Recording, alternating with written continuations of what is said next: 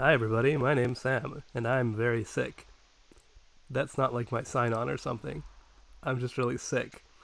So, I thought I would teach everyone how to use roll20.com, which is a service for playing role-playing games together with your friends on the internet. So, first of all, you'll have to go to roll, R-O-L-L, 220.net. Then hit the enter button. Then you'll have to create an account. I already have an account, but I'll go through creating one. Start with your name.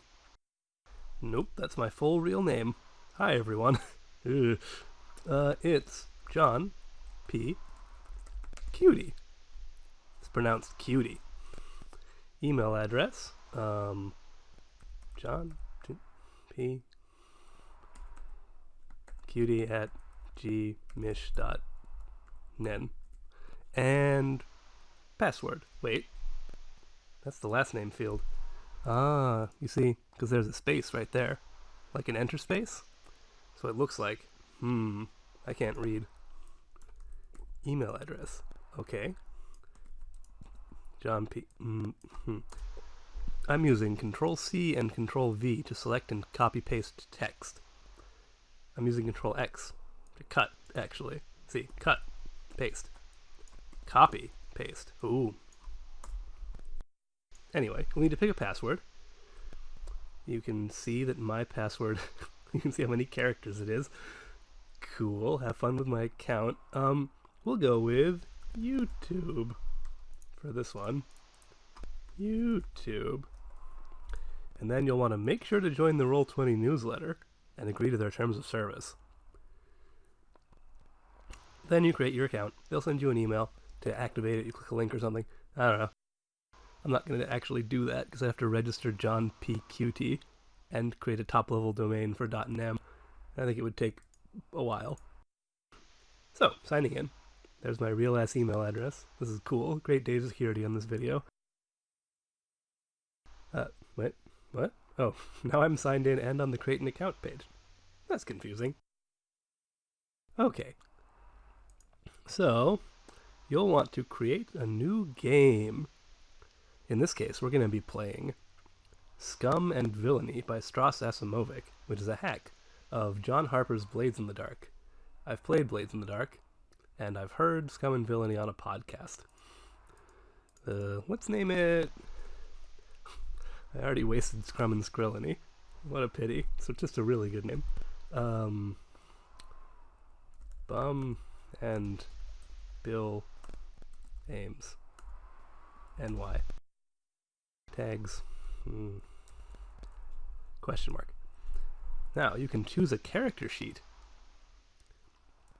I thought this would cost money, but it didn't. Roll20 has premium features. I don't know anything about those. I've never paid for it. I swear.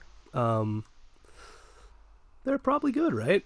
I mean, I'm not going to discourage you from paying them. They don't seem like an evil company. Wait. Scarlet Heroes. Sentinel. Shouldn't it be... is it under... Maybe...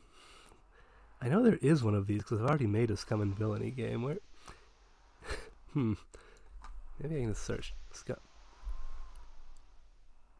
and Villainy. Oh, it's under Forged in the Dark. Okay. So you can just search for it, but I'm going to go to where it's listed, just in case you prefer to scroll. I do. My scroll wheel is kind of soft and feels nice. I have an expensive mouse, because I am a loser. Forged in the Dark. Blades in the Dark. Band of Blades. In which we live and breathe? Never heard of that one. Songs for the Dusk? Huh, okay. Neat. Scum and Villainy. I, for one, am very excited for Beam Saber, because friends at the table's playing it. I have no affinity for mechs.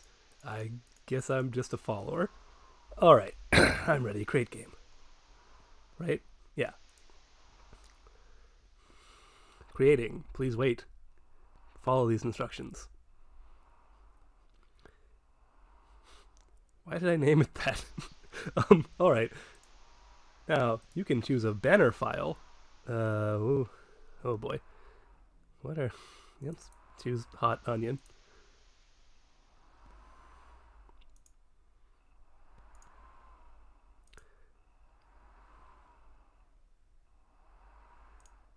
I said hot onion.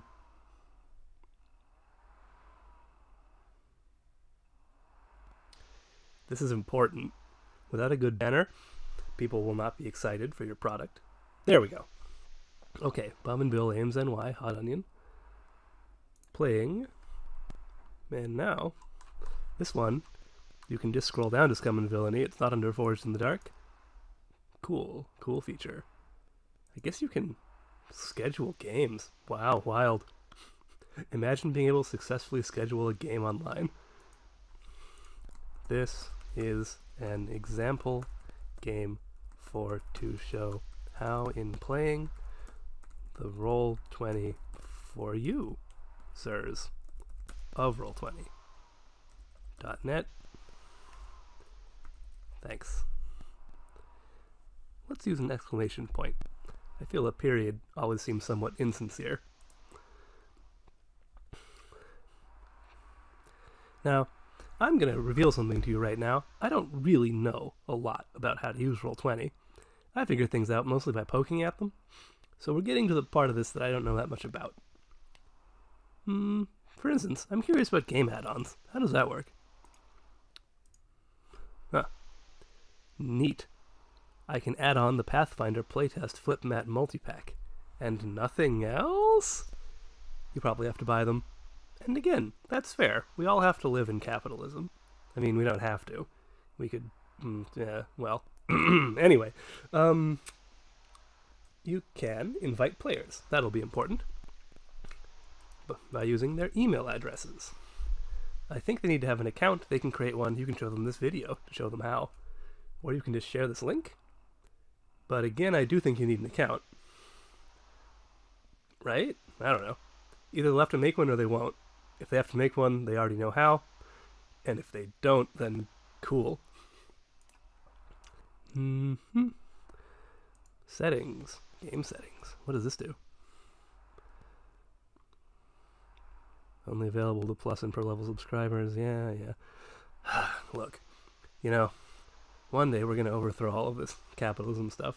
There's no point for billions of people to be hungry when there's enough food to feed all of them being produced and just, thrown away or hoarded, turned into useless excess for the swine at the top of the hierarchies. But, yeah, okay. Anyway, until then. You also can't have people import their characters if they don't subscribe. As far as I know. Access Compendium? I don't know what that is. It's probably not important. You can see here the character sheet. Cool. Other systems have different character sheets. I don't know why I'm pausing while this loads. It's still recording and everything. Alright, let's go back to the game. Why did I name it that? Again, I am pretty sick. I think I have a fever, but not like the really fun one, where you're loopy, just sort of feeling tired and uncreative. Oh, click launch game. Yeah, that's what we'll have to do. Then it'll load for a while, and put me right into it.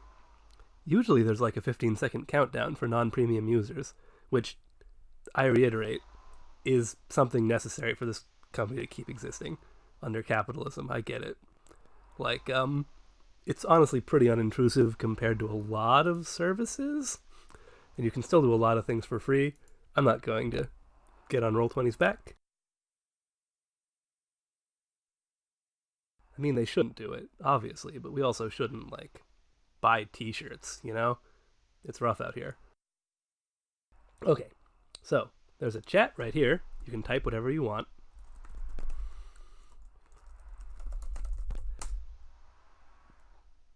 Though you shouldn't.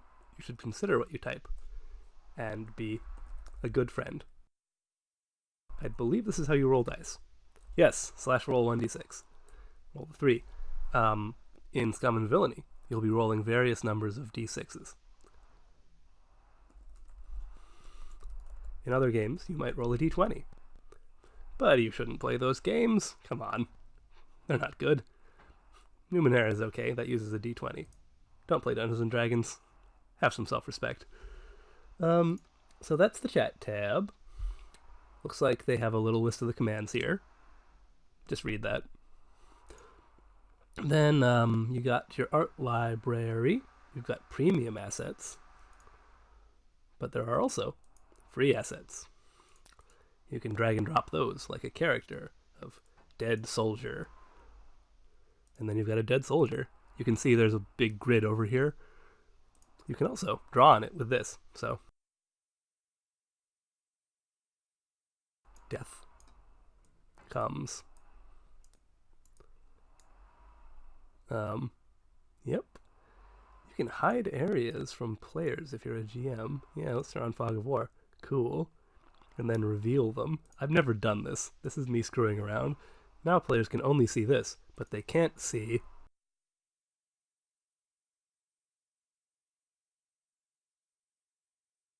That's a gross joke. I should cut this. Um, I doubt I'll cut anything in this video, though, because I don't feel like it.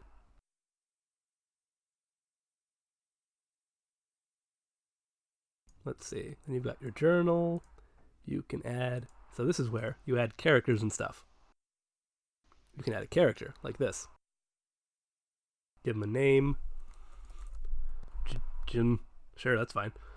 Can be edited and controlled by all players? Sure. Or if it's a GM character, maybe just you. You can give them a default token. Oh, you select it on the board. Sure, this dead guy, that's Jin. Give him an avatar. What about Hot Cat? Maybe Hot Cat is too big. Nope, there it is. Okay. Save changes. Now, you've got to do all that before you can get to the actual character sheet part. Okay, here's the Scum and Villainy character sheet. It's very cool. You can fill in all of these bits, your names and aliases and your looks. Pick your playbook right here. We'll just leave that. I don't think there's anything too complicated. It's all click-based. I guess you just have to write in your vice. Faith in humanity. What a sweetheart. But this is also the way you make factions. So let's name this faction Jun's Friends. Honestly, I just put everything to be edited and controlled by all players because why not? If you're playing a role-playing game with people, presumably there's some level of trust there. Oh yeah, they can have a token because this thing doesn't know they're a faction. It just thinks they're a character.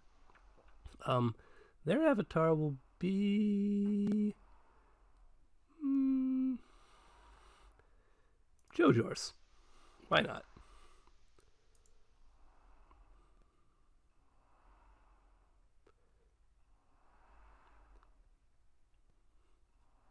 Good.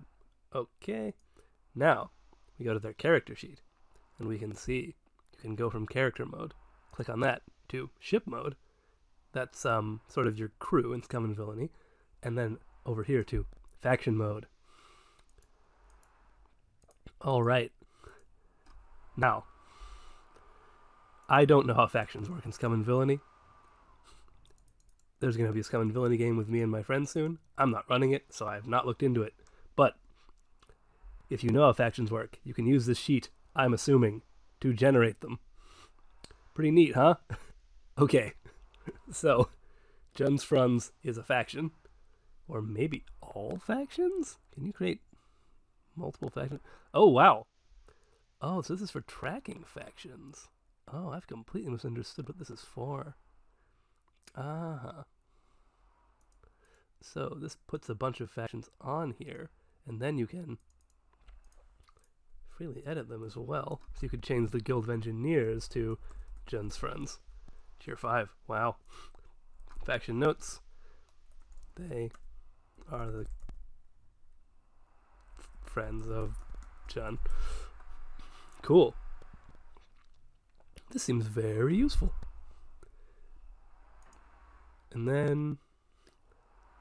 oh, cool. There's like scripting and stuff. Okay. Well, we'll leave that for another time. Okay. Anything else? Jukebox. Everyone can hear. Wow, I could really use this to bother people. Macros, yeah, well, if you want to make macros, cool. Decks are neat.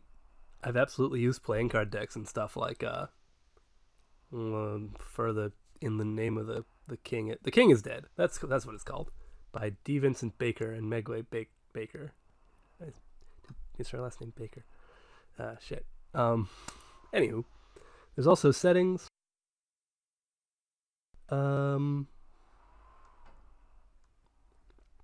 Doesn't seem like any of these do things that would surprise you based on what they are called. And I don't know what they do. So, we'll just leave that. Yep. That's it. Anything else you need? Maybe there's a macro for it, or you can just draw it in. You know, like if you need a clock. There's lots of clocks in this game, which tick down. You can just draw a clock. Pick a better color. It's really horrible looking. Ah, here we go. One of my absolute faves. Such a good color. It's magenta? Is that right? Or is it just purple? Anywho, let's reveal that. I don't know what polygons are in this context. Oh, you can roll dice from here. Neat.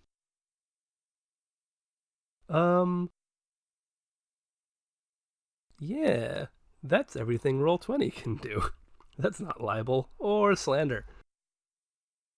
And now that you know that, you can sleep peacefully at night.